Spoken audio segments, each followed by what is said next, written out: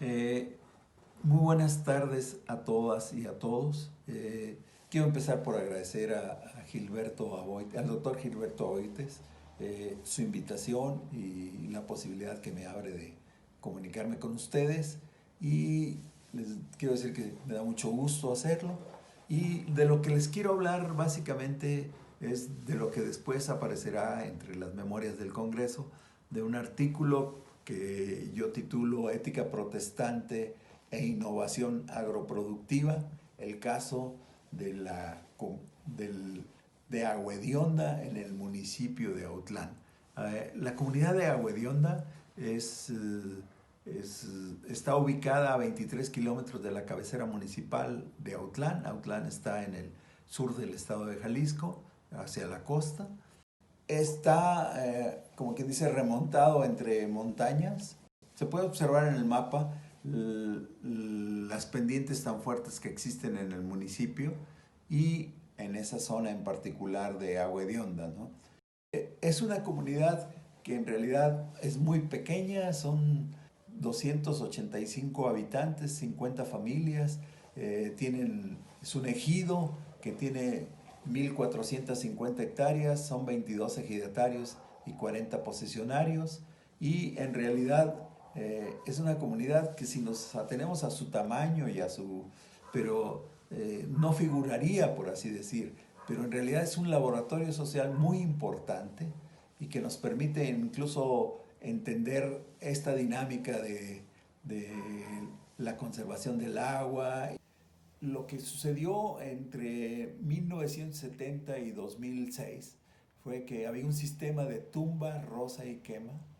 y en ese sentido se fue agotando el territorio, se fue agotando sobre todo la microcuenca. Fue una de las comunidades en que la deforestación en el municipio fue más irracional y más brutal, ¿no? Y de hecho, cuando empezó a existir, irónicamente, como comunidad más reconocida socialmente, fue cuando estaba en una condición más baja, porque llegó un punto en el que la microcuenca que ellos, de la cual forman parte, llegó a un punto crítico en que prácticamente se extinguió el agua y se deforestó, y las condiciones productivas no les daban suficiente para vivir a nadie, ¿no? Entonces, en ese sentido, cuando llegan a ese, digamos, al hoyo más bajo, empieza pues la necesidad de buscar, y entre esa necesidad de buscar surgió la posibilidad de un contacto con un extensionista egresado de Chapingo, de los comunitarios, y se da un doble liderazgo en el que los que en ese sentido empujaban y lideraban la comunidad coincidieron con el liderazgo del ingeniero Domingo Huerta, y en ese doble ejercicio de liderazgo se empieza a desarrollar toda una experiencia, sobre todo para resolver el problema de la escasez casi absoluta de agua, que fue una de las cosas que motivaron muchísimo a la gente de la comunidad. Ya no les daba suficiente para vivir. Cuando llega el líder, el extensionista comunitario, que así mismo se nombra el ingeniero Domingo, él trata sobre todo de hacer una labor de convencimiento, y sobre todo lo que hacía eran reuniones a campo abierto, y sobre todo en los lugares donde trataba de innovar como veremos en unas fotos, como mostrar en campo directamente lo que se tenía que hacer para ir mejorando, para preservar en ese sentido, conservar el agua, la humedad, etcétera. Y empiezan a hacer ensayos, y los ensayos fueron fundamentales para ir mostrando la posibilidad de mejorar las condiciones de producción y las condiciones de vida. De hecho, los primeros ensayos se fueron sobre la posibilidad de guardar y de hacer ollas de agua, y en ese sentido restaurar algún tanque natural de agua, y empezar también a hacer un sistema sobre todo en las casas y en las escuelas, un sistema de recolección de agua de lluvia, hacer también algunos pequeños invernaderos en donde podían usar los tanques que tenían para regar. Y empiezan en ese sentido en un trabajo en dos frentes organizativos. Uno es para emprender acciones de reconversión productiva, y empiezan también con lo que llamaron el sistema de lluvia sólida, que lo que hacía era usar gels para, como quien dice, poner pequeños tanquecitos de agua bajo tierra que permitieran de alguna manera ir guardando la humedad para que hubiera una mejor producción. Esto fue muy poco a poco, estamos hablando del 2006 al 2010 más o menos, pero ya también las cuestiones se fueron enfocando a producir incluso agua y a purificar el agua y vender garrafones dentro de la comunidad. Entonces una comunidad que estaba totalmente seca empezó a tener esa posibilidad de limpiar el agua que recolectaban con la lluvia y de purificarla y venderla en garrafones. Y la purificadora se convirtió también en un lugar central de la comunidad, aparte de que había otra en la secundaria, en la telesecundaria de la comunidad, había otra planta purificadora, aparte de la que en el centro del pueblo estaba disponible para toda la gente que llegara incluso a comprar garrafones de fuera de la comunidad, ¿no? Pero curiosamente también en el 2011 construyeron la iglesia de los Testigos de Jehová y se convirtió como en un punto muy importante para el manejo en la comunidad, ¿no? De hecho era el centro donde les permitía reunirse y tener en ese sentido posibilidades entre el lugar de la purificadora y la iglesia. Ahí se reunía la gente y ordenaban y organizaban las tareas. Y entonces, con el buen entendimiento que había entre los dos liderazgos, el liderazgo de extensionismo comunitario y el religioso, se lograba tener constantemente un ambiente de trabajo y de motivación que era acorde con la ética protestante que se planteaba entre los testigos de Jehová, y que a fin de cuentas estaba consolidando el proceso y permitió mantenerlo cuando menos de manera constante entre 2006 prácticamente hasta el año 2015. Hubo algunos, claro, subidas y bajadas en el proceso, y se fueron dando algunos otros recursos que fueron encontrando. Encontraron la manera de mantener a través de apoyos del municipio o apoyos de la Secretaría de Desarrollo Rural del Gobierno de Jalisco, por ejemplo, el que la carretera, la brecha pues que iba hacia Agua Hedionda estuviera siempre en buenas condiciones, sobre todo porque ya estaban jugando un rol de promover, como quien dice, visitas a la comunidad y apoyos hacia la comunidad de parte de gente que viene de otras partes, al grado de que en algunos programas de radio y en algunos programas de televisión se empezaba a plantear como que si fuera la posibilidad de una alternativa para el país, ¿no?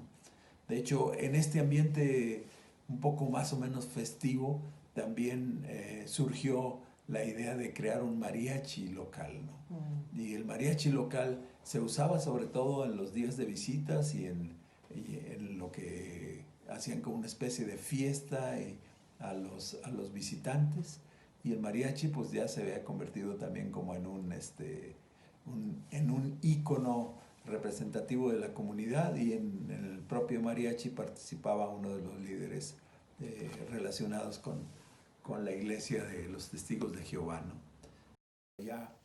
poco a poco, un año empezaron unas cosas, otro año siguieron otras cosas. No tenían una posibilidad de extenderse a un territorio muy grande, y lo que hicieron fue sobre la zona más cercana al poblado donde estaba la gente.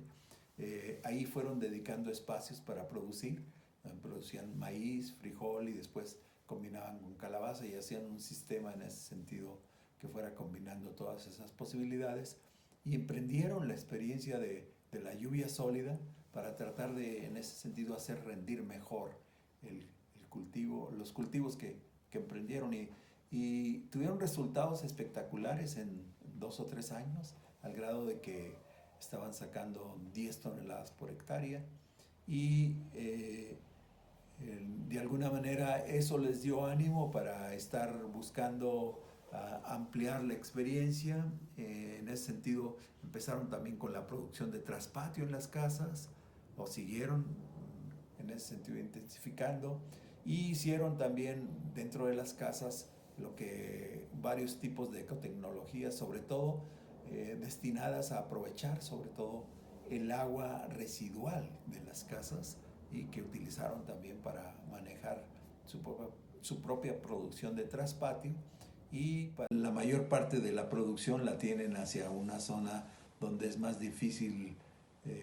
producir, porque son terrenos muy quebrados o terrenos que no tienen tierras de aptitud suficiente para la producción agrícola. Fueron consiguiendo recursos suficientes para mantener la producción de maíz y de frijol, e incluso empezar con algunas experiencias de ganadería. Empezaron consiguiendo algunos sementales para que el ganado que tenían en la localidad pues lo mejoraran. Siguieron también con proyectos de mejoramiento de ganado, y con un proyecto de cabras, otro de abejas, sobre todo que beneficiaban a las mujeres, ¿no? Para tratar de mejorar en ese sentido, porque él veía como un problema clave que el grupo básico que hacía la mayor parte de los trabajos ya empezaba a volverse viejitos y a cansarse. Entonces trató de renovarlo, pero notó pues que los jóvenes estaban muy desnutridos y a veces no podían aguantar las jornadas de trabajo muy duras, y entonces en ese sentido por eso procedió a buscar el apoyo del Banco de Alimentos de Guadalajara, y lo consiguió, fue muy eficiente en eso. Pero eso significó de alguna manera una primera ruptura con el liderazgo, sobre todo de los testigos de Jehová, que se había renovado, porque estos líderes que se cansaron, uno de la iglesia y el otro del Comité de Desarrollo Rural Sustentable, empezaron a dejar de trabajar intensamente, y los nuevos líderes, tanto el del Comité de Rural como el de la iglesia, que al principio parecía que iban a mantener la continuidad, después tuvieron un primer enfrentamiento con el ingeniero, con el liderazgo de extensionismo comunitario, y la primera ruptura fuerte fue precisamente por esta iniciativa de las despensas que venían desde Guadalajara, y la razón de ser el líder de los testigos de Jehová local argumentó que ellos no necesitaban de la Iglesia Católica para sobrevivir, y que ellos se las iban a rascar con lo que ellos tuvieran, ¿no?